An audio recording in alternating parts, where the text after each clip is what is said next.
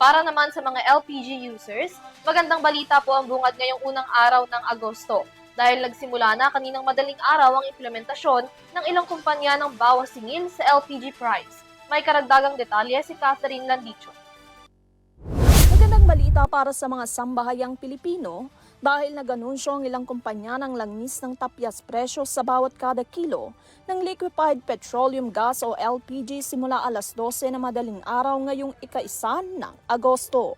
Ang Petron ay nagpatupad ng 2 pesos and 50 centavos na bawas presyo para sa kada tangke ng LPG o nasa kabuuang 27 pesos and 50 centavos sa regular na tangke na merong bigat na 11 kilos.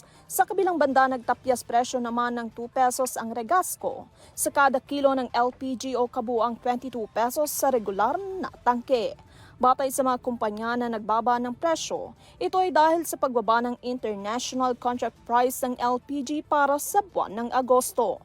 Samantala, idineklara naman ang price freeze sa ilang lugar sa bansa dala ng itinaas na state of calamity sa ilang lugar ng Bawang La Union, Sablayan Occidental, Mindoro, lalawigan ng La Union, Bulacan, Paluan Occidental, Mindoro at Abra de Ilog Occidental, Mindoro.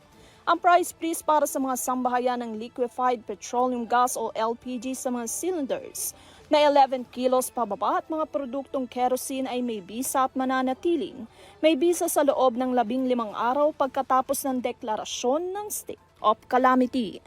Para sa EuroTV News, Catherine Landicho, sumasaludo sa bawat Pilipino.